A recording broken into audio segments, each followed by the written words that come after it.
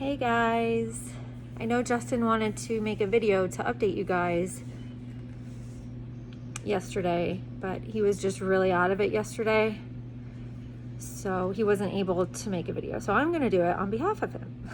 I'm gonna just go through and explain what's been going on and what we've been going through the last month, because I know he gave little bits and pieces of it in his last couple of videos, but not to the extent of what actually happened. So I know that he wants to document all of this and to let everybody know. So I'm going to try to help him. So we actually came into the hospital on Mother's Day, so May 9th, because he was eating, but he kept throwing everything up and nothing else was coming out.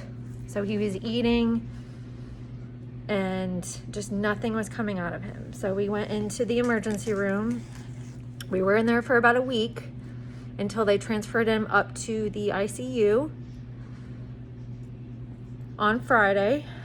And then Saturday, I get a phone call about 6 o'clock in the morning saying that Justin stopped talking and he's just sitting there on the bed. And they were going to start dialysis on him because they think that he had just too much ammonia in his body and he was just septic. And so they wanted to start the dialysis machine. So I told them to do it. And then I am trying to drive over here. I was actually so proud of myself because I was early that day.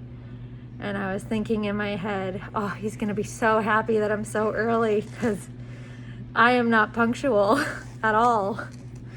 And he's the punctual one, so it drives him nuts. But I was early that day. And then I got a phone call at about 10 o'clock on the dot from the doctor. And he said, I'm a doctor from liver surgery. And, I'm thinking in my head, great, I want to talk to you. You're the one I want to talk to. Because I want to go over, a couple things of what's going on with Justin. And hopefully we can get more of a status update on when he's going to get his liver. And, just ask him a bunch of questions like that. And the next thing I hear out of his mouth was that my husband's heart stopped.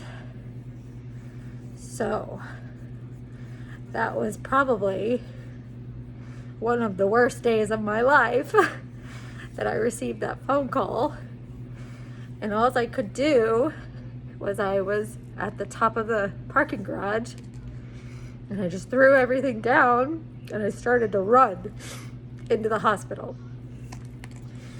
And all you're thinking of and all you're doing and all you're trying to do is listen to the person on the other end of that phone. All you're fishing for, really, is for them to say that they're okay. Justin's okay. And that's the only thing I was trying to find when he was talking. He was trying to explain what had happened and how it happened. And the only thing I was listening for was to make sure that he was okay. And so I told him that I was here and that I would be in there in 2 minutes. And so I ran my butt into the hospital. I cut in line through everybody. Everybody was so nice to let me through. And then I get up to his room and then I can't get in. So I just see him laying on the bed. And then all the doctors are hovering over him trying to get him more stable. So they did a great job. He had to be resuscitated twice. And then they got his heart started again. And then they had to put a breathing tube in him. They had to put, this poor kid. He had 2 big catheters, 2 on his left and 1 on his right. He had 2 other catheters in his groin, 1 on each side. And I think that was it. Plus they started the dialysis and then they intubated him. So he had a tube in his throat. So he couldn't talk. He wasn't awake because they had to sedate him to do that. But they got him stable that day. And that was a very long week. It was a very long week. He probably woke up. They started to wake him up around Tuesday because they needed to know if he was there. They needed to know that there was some brain activity going on. They needed to know if he could wake up. So they started to wake him up. They did a bunch of tests before then. They did some brain scans. They did an MRI of his head. They did a CT scan of his chest. They did a ton of blood work. They did a lot of stuff in those couple of days. But he started to wake up out of it. And he was in a lot of pain, of course. But finally, maybe around Wednesday and Thursday is when he actually started to really wake up. And they didn't take the breathing tube out probably until Friday. So he had it in for almost 6 days. And so he did okay with that. And then they got him up and running again. They gave him, a couple units of blood, some platelets. They started TPN, which is getting nutrition through an IV.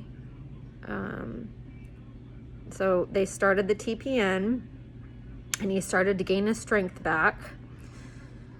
So that was a great thing. And then they started to accept,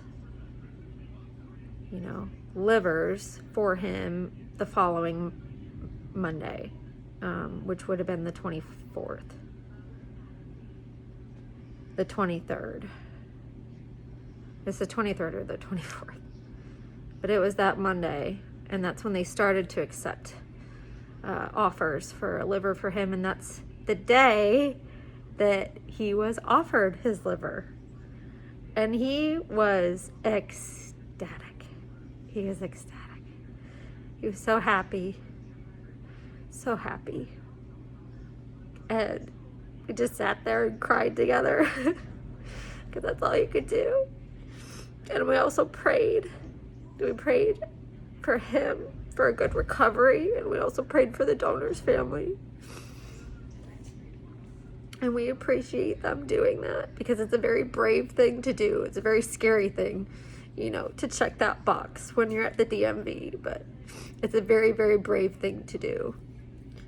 So if you can, I would highly recommend it. You'd be saving a lot of lives. And if you can't, that's okay. That's okay.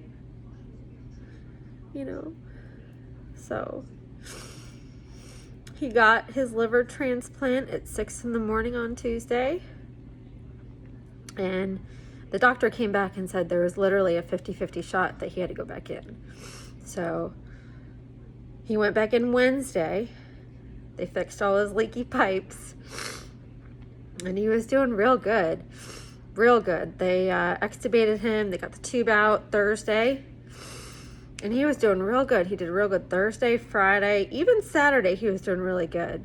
They were trying to pull this line out of his neck, and it was bleeding a lot on Saturday. It bled for a little too long. But she finally took it out after about 12 hours. But it was bleeding pretty badly. And then after that day, it's gone downhill a little bit. We're having a couple of setbacks. His hemoglobin keeps dropping. They keep giving him units of blood. They keep giving him some platelets. And I'm just sitting there watching him just get bigger in his tummy and in his abdomen. And, I'm thinking in my head, something's not right. Something's not right at all.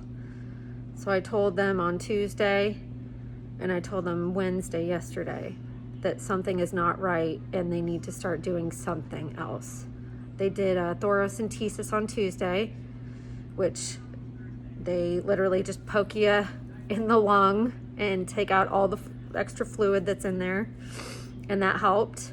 But he had so much ascites fluid in his tummy that last night when they started to roll him over, when he was flat laying on the bed and they started to roll him over, his heart rate dropped because of all the pressure in his abdomen was just too much on his veins and on his heart.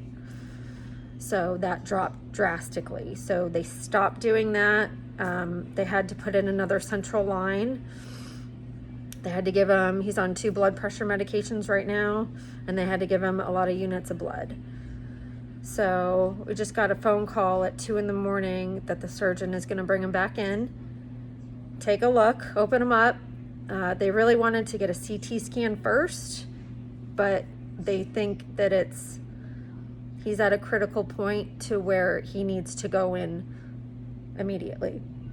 So I drove down here right when they called me at 11 o'clock saying that they were having some issues.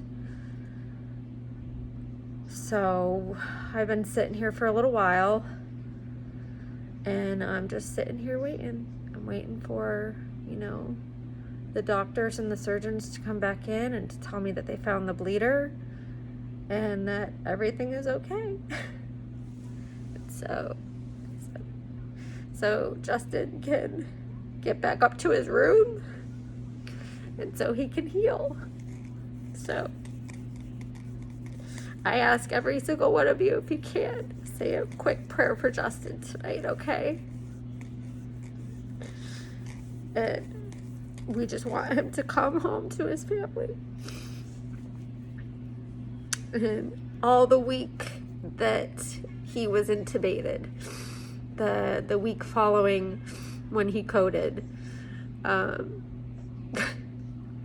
sang to him the whole time that I was up there. I would sing to him, "You are my sunshine," and then I made up my own little verse,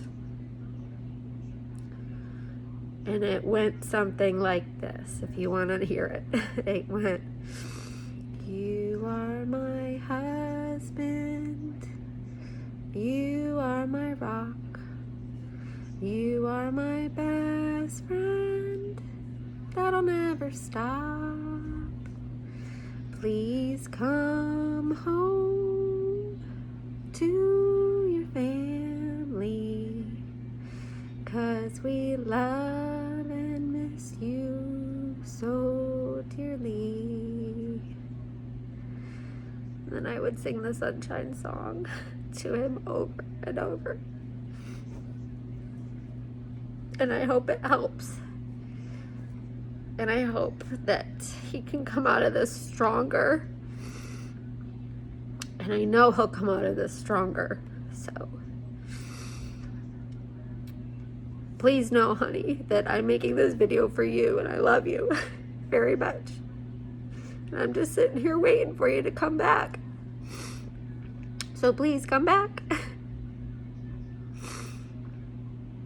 And I want everyone to know that we are so thankful and just so overwhelmed with all the love and the responses that you guys give. And we appreciate it very much, because it helps. It does help when you're going through something like this.